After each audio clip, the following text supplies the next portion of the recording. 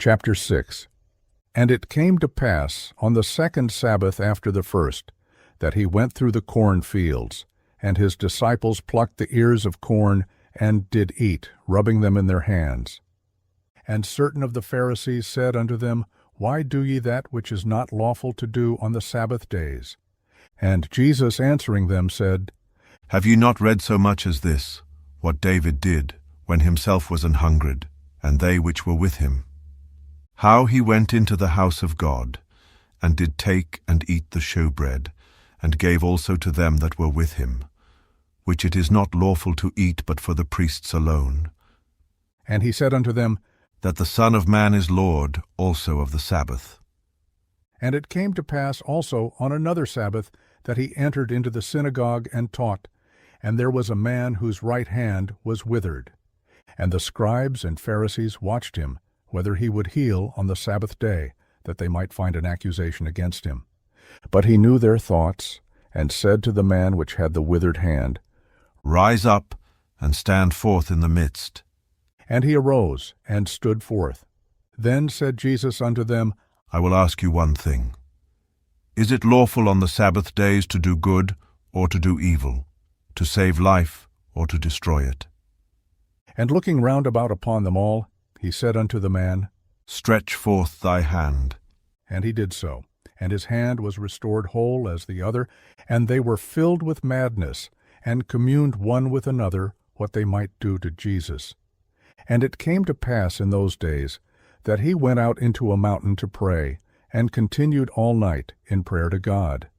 And when it was day, he called unto him his disciples, and of them he chose 12, whom also he named apostles, Simon, whom he also named Peter, and Andrew his brother, James and John, Philip and Bartholomew, Matthew and Thomas, James the son of Alphaeus, and Simon called Zelotes, and Judas the brother of James, and Judas Iscariot, which also was the traitor. And he came down with them, and stood in the plain, and the company of his disciples, and a great multitude of people, out of all Judea and Jerusalem, and from the sea-coast of Tyre and Sidon, which came to hear him, and to be healed of their diseases, and they that were vexed with unclean spirits, and they were healed. And the whole multitude sought to touch him, for there went virtue out of him, and healed them all. And he lifted up his eyes on his disciples, and said, Blessed be ye poor, for yours is the kingdom of God. Blessed are ye that hunger now, for ye shall be filled. Blessed are ye that weep now, for ye shall laugh. Blessed are ye when men shall hate you, and when they shall separate you from their company, and shall reproach you, and cast out your name as evil, for the Son of Man's sake. Rejoice ye in that day, and leap for joy, for behold, your reward is great in heaven, for in the like manner did their fathers unto the prophets. But woe unto you that are rich, for ye have received your consolation. Woe unto you that are full, for ye shall hunger. Woe unto you that laugh now, for ye shall mourn and weep. Woe unto you when all men shall speak well of you. For so did their fathers to the false prophets. But I say unto you which hear, love your enemies, do good to them which hate you, bless them that curse you, and pray for them which despitefully use you. And unto him that smiteth thee on the one cheek offer also the other, and him that taketh away thy cloak forbid not to take thy coat also. Give to every man that asketh of thee, and of him that taketh away thy goods ask them not again.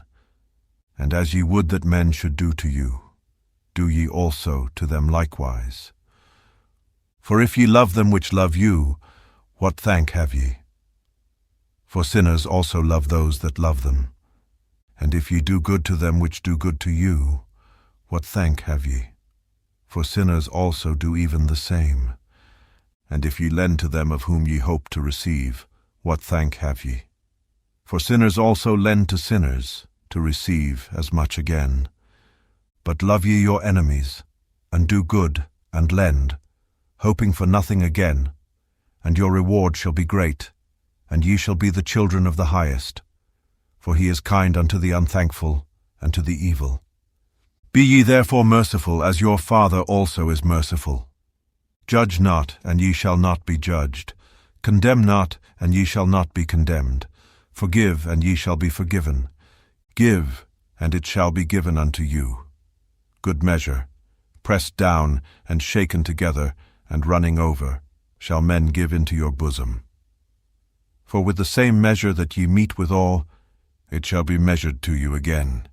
And he spake a parable unto them. Can the blind lead the blind? Shall they not both fall into the ditch? The disciple is not above his master, but every one that is perfect shall be as his master. And why beholdest thou the mote that is in thy brother's eye, but perceivest not the beam that is in thine own eye? Either how canst thou say to thy brother, Brother, let me pull out the mote that is in thine eye, when thou thyself beholdest not the beam that is in thine own eye?